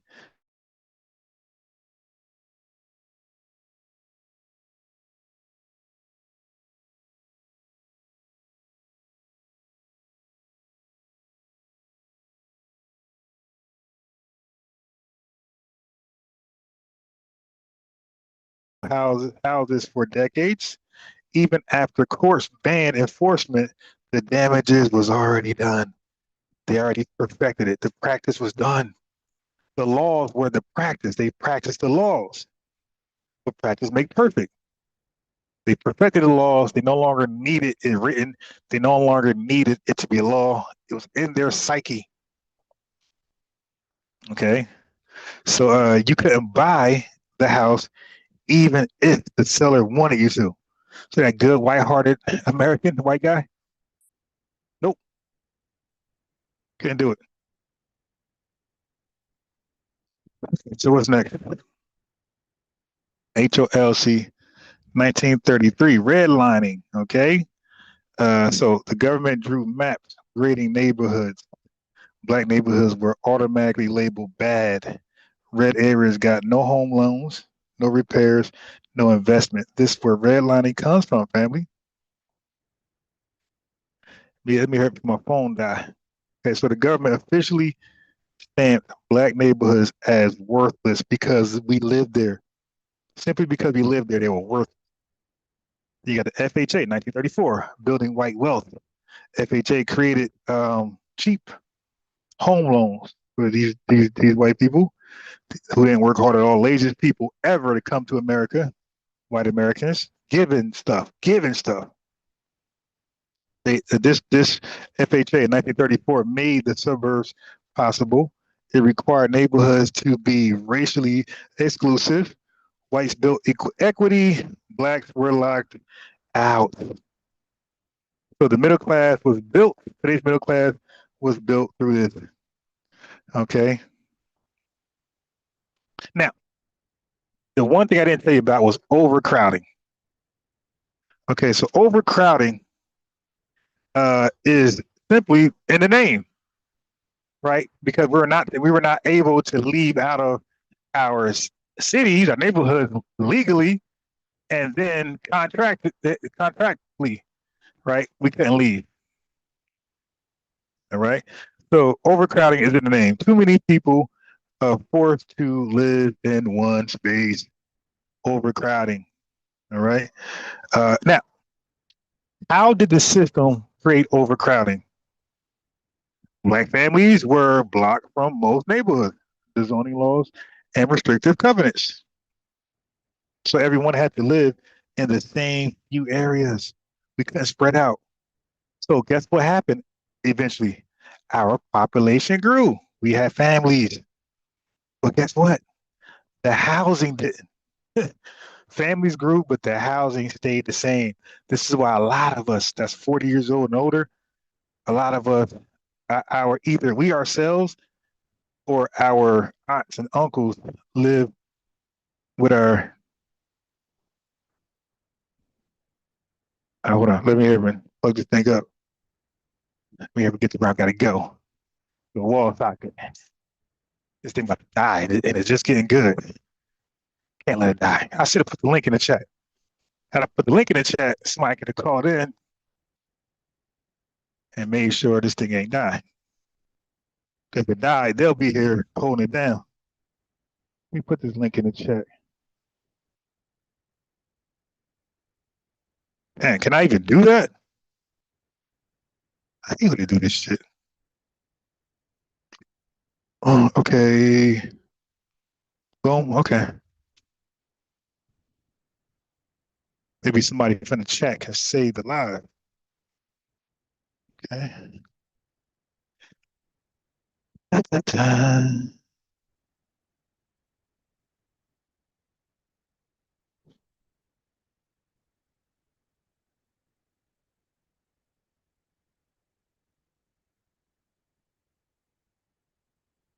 Information deep, right? This information on fire. Now, this is not off the top. I'm actually reading, okay? I'm not gonna lie when I'm reading and lie when I'm not. Like now I can spit this off the top, but I don't think it'd be so detailed, and I think it could be kind of like fragmented if I just freestyle this. And I don't want to freestyle something so important. This history that was done to us. I think it's too important to be fragmented. It needs to be put together. It needs to be well explained so it leaves an imprint on your brain. You dig? So this is what Tethers never went through. But want to come over here and try to tell us something as though we were not already victorious. We're winning. They came and extracted, burnt down, urban renewal, practice HOLC, redlining, zoning laws, racial zoning laws, restrictive covenants. Also, it can lead to overcrowding. You dig? So now you got too many people in one space, one area. Can't spread out. Limited where you can move to.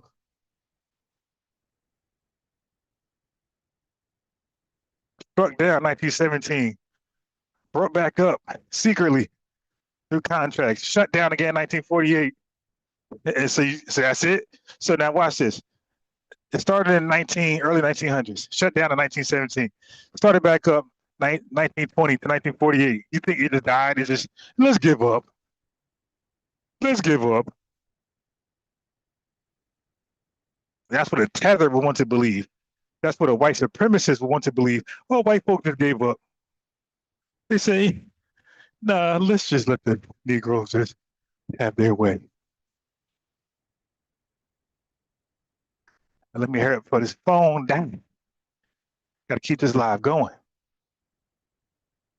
You know, if the live die, right, if it shut off, if I try to go back live again, it's never the same. I never had a live rocking like this where the information is deep and then something happens where the live ends abruptly and I go live again and we get the same energy, the same glow. That never happens. So if this live ends,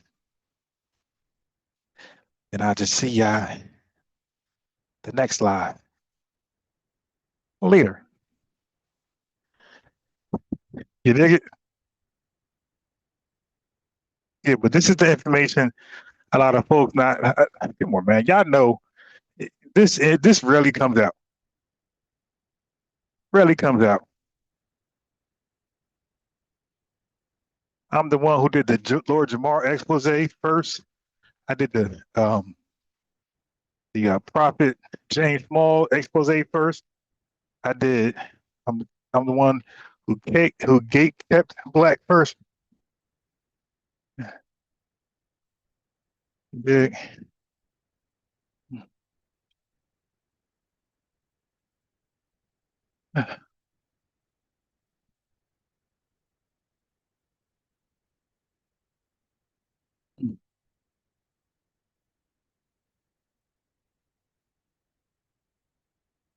Okay, so you get a lot of exclusives over here. A lot of exclusives. I got something coming up.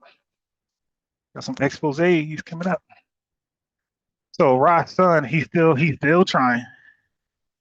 He's still trying. Oh, you said Garvey never owned this shit. Like, bro, I never said that. And if that came out of my mouth, that was a clear slip up. Like he knew what I was standing on. I was standing on. He misrepresented a ship. Is one ship is specific that he said he owned, and he solicits stock sales from Black Americans, and he didn't own it. He knew he didn't own it. That's called scamming. And because Broad's son is a tether, he don't want to acknowledge that. Like most tethers, tethers do lie. So him and the Arabian tether gotta watch them. They be cosplaying as FBAs to get a pass to hate. But we know you guys tethers. We know you are at the very best suspected tether. You dig? The very best selected tethers. All right, so hopefully I could get to this socket real fast.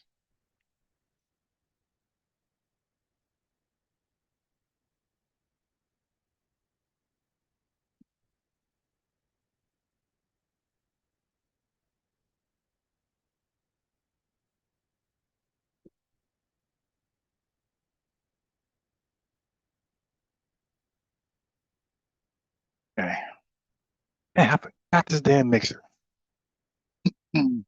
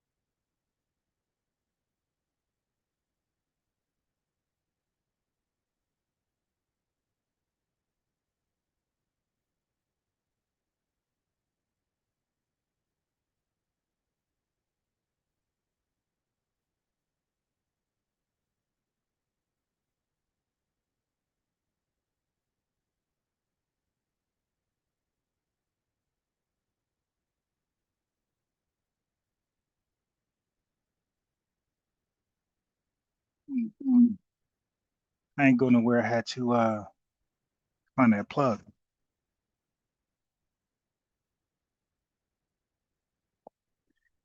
Okay, had to find that plug. Hopefully, we're still live.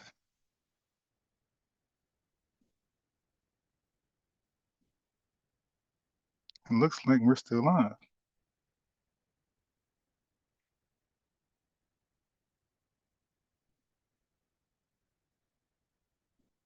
Thank you, Mr. Amirilas. All right.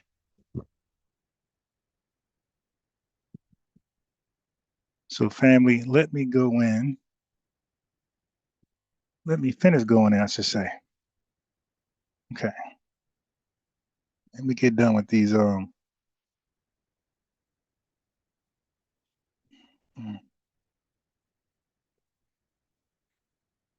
the overcrowding.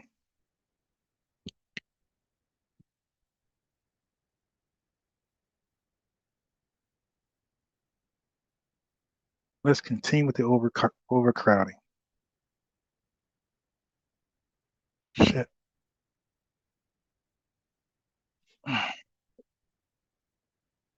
Give me a second.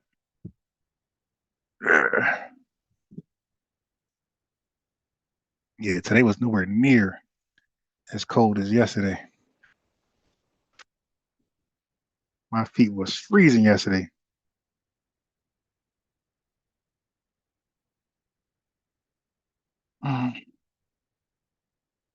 Give me a second.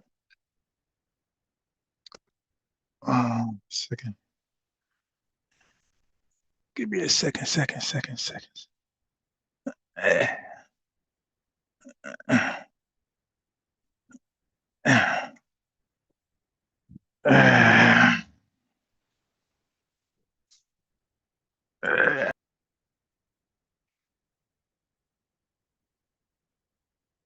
Okay, hold on. Give me a second. Okay.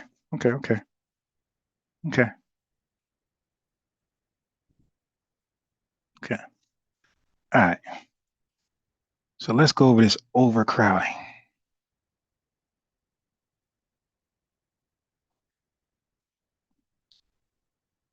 So again, overcrowding is exactly in the wording.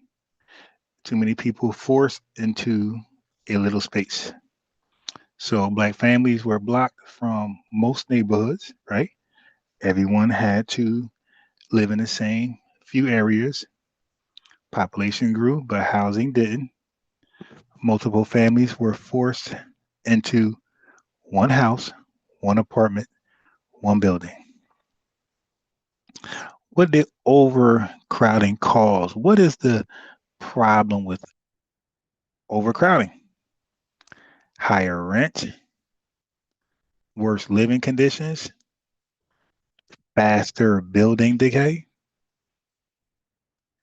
more stress and conflict, health problems, easier for politicians to call the area blighted. What the hell is blighted? I gotta know this.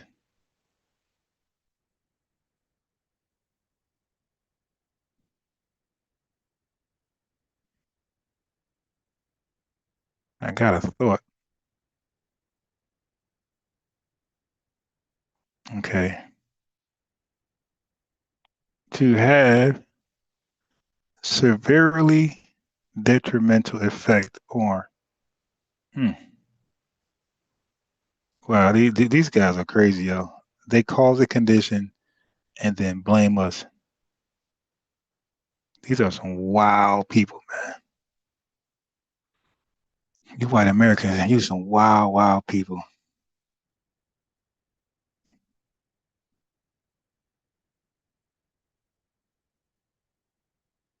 Okay, so I'm gonna get back to the overcrowding, and then we're gonna finish up on pregnancy discussions with these tethers who are confused on who's Black and who's not Black. Aaron, we're gonna close out. Right. Let's get back to it. Okay, so as you see, they caused the overcrowding, then blamed us for it. These some sick people, man. So what did critics actually say? They said Black neighborhoods were dirty, Black people destroyed property, and we didn't maintain our homes. They forced us to live so many people in these homes, and they they looked at the inevitable problems that's going to happen, and then blamed us all throughout their media. Okay, and we're legal citizens at this time. Nobody to defend us. There's no anti-ICE protesters. There's no good whites out there taking bucks for us, trying to run over ICE agents. That ain't happening. These whites are in their place. All right. So the reality was not what the critics said. The reality was that too many people, because there was no investment, and there's no investment because of FHA, right? And FHA because of HOLC. Okay, and HOLC because of restrictive covenants and racial zoning laws. So anyway, too many people, no investment equals decay. That's inevitable. The reality is you can't maintain buildings when banks refuse loans. Overcrowding wasn't cultural, it was forced. They squeeze us into boxes. then mocked us for bumping into each other. All right. So you can't blame behavior when policy calls the conditions, because they would love to say it's our culture. Overcrowding isn't culture, it's confinement. Redlining created slums, not black people. All right. So they created this redlining, created slums. We didn't create the slums. We were living in their creation. If we had access to space, loans, and property, the outcomes would have been different. Obviously, we were trying to move out, and some people actually got out, family, before, I think it was during the redlining property. I said property, during the redlining thing. Some of us actually bought homes in those white only areas, and they chased us out of those homes. So now let's get back to Tariq, the video.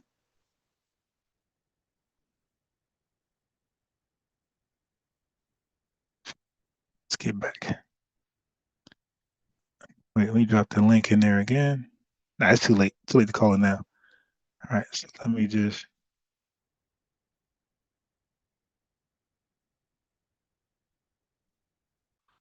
Yeah, we don't flee, man. Do all of that. We was like, what's up? Drop your location. What's your addy? We pulling up. All right. So let me fucking Lord to wake up my damn son. All right, okay. Let's go back to the. What happened? Well, basically, my profile picture, that's his mugshot, basically. Caribbean, but we don't know. But go ahead. Yeah, okay. There was another black. Okay, so Tariq Nasheed finally, well, not finally, because we didn't watch it, but he caught him. He said they could be Caribbean. Like you don't know if they're black or Caribbean. Don't forget, family, we're taking black, so we're gonna purposely say black only to purposely exclude them. So when we say black, we're gonna say black like how we say FBA. We're gonna say it in a very exclusive, delineating way. But let's just start saying black for now, so they can stop saying black. Because again, if we say FBA, they're gonna look at it as, okay, we're a foundational Black American. So what? Because they are a tethering Black American. Say no, we're taking black totally from you.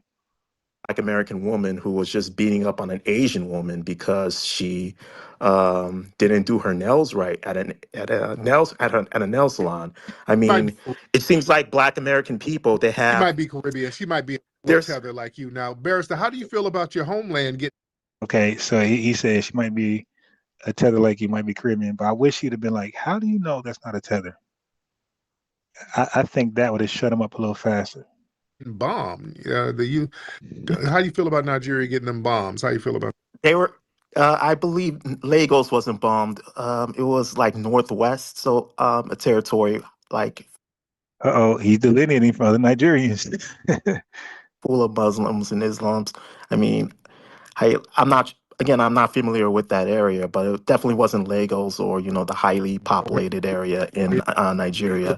If it was if they bombed the Lagos, the main capital of Nigeria, I'm pretty sure it would be global. It definitely would not be tolerated.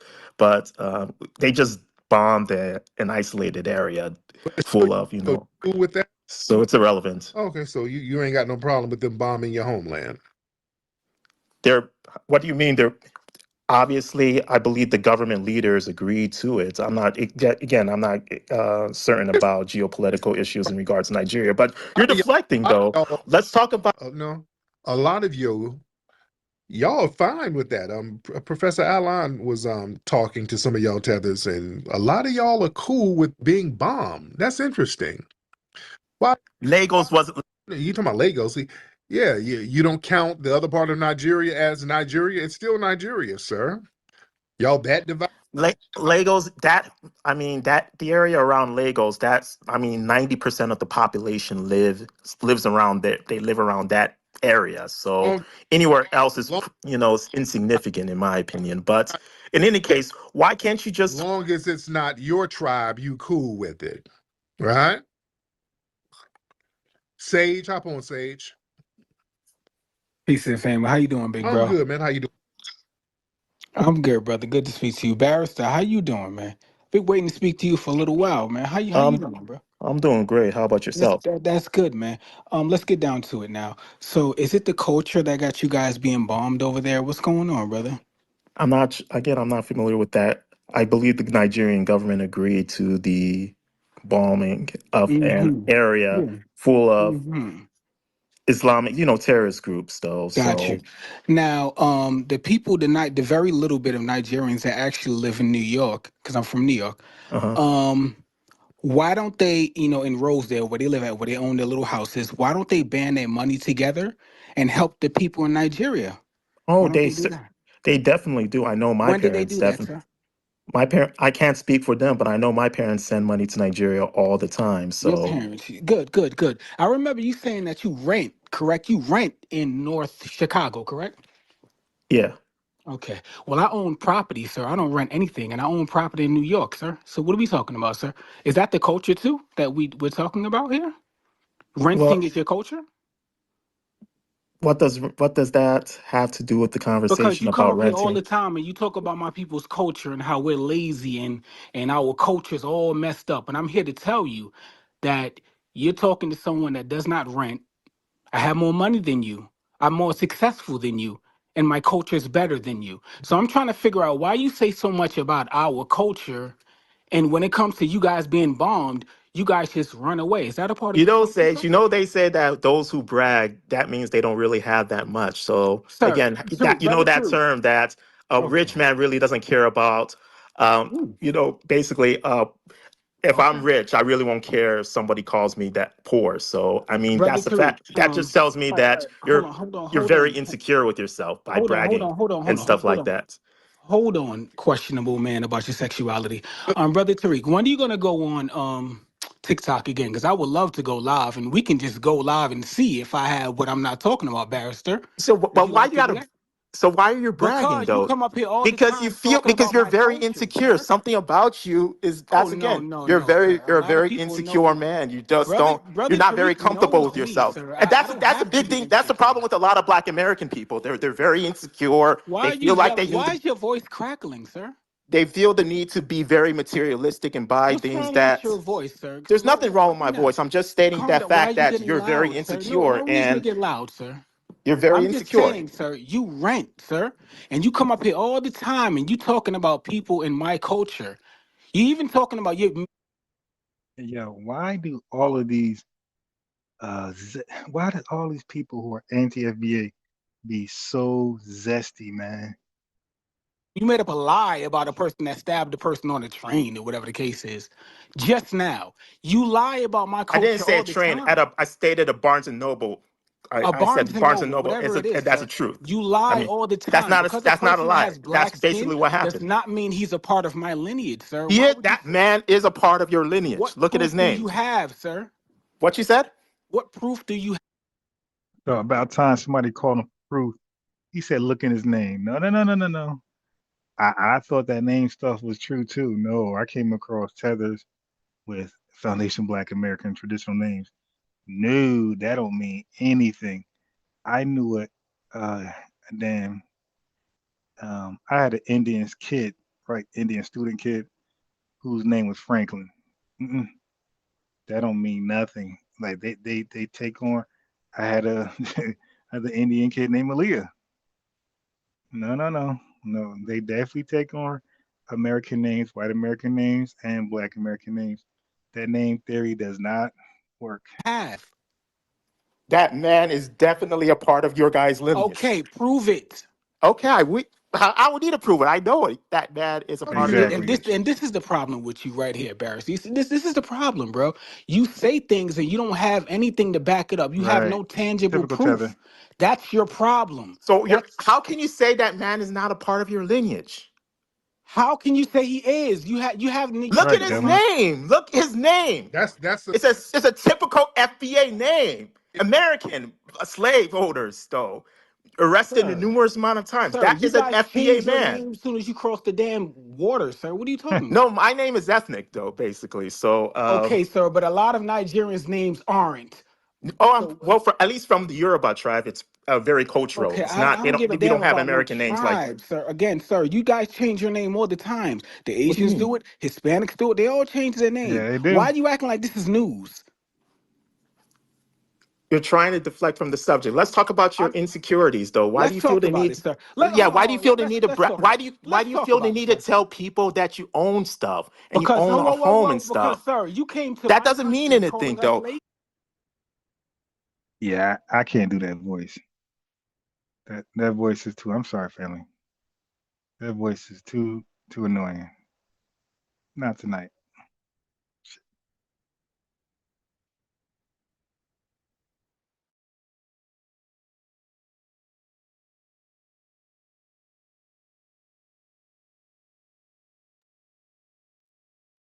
Yeah, I can't do that voice. I'm sorry. Not today.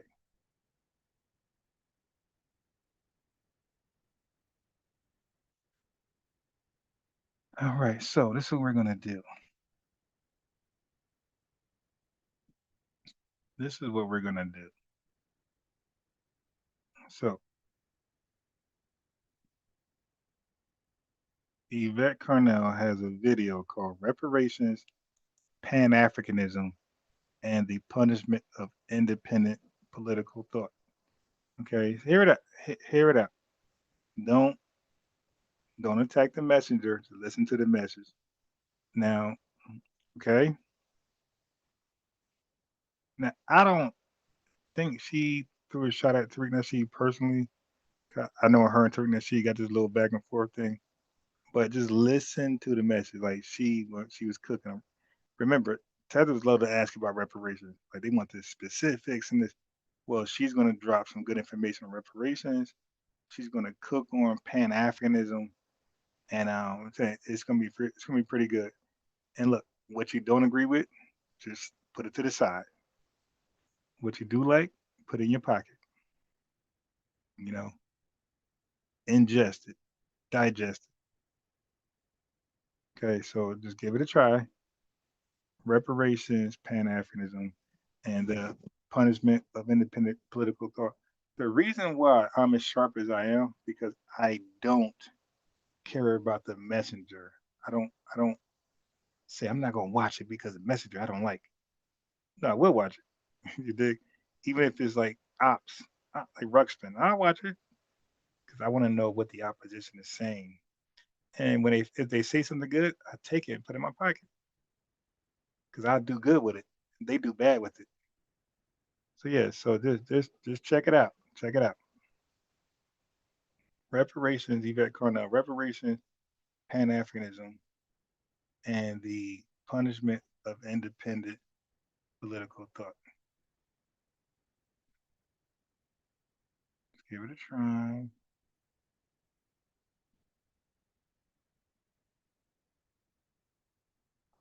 Okay.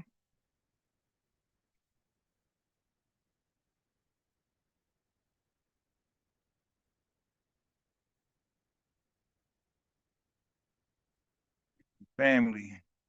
Family represents, man. Thank you guys for coming through.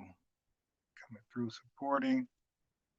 Yeah, you make a brother feel good. You dig? I feel like my time and energy, my research is being valued just by your attendance. You know what I mean? I don't feel like you always got to send a cash app or a super chat.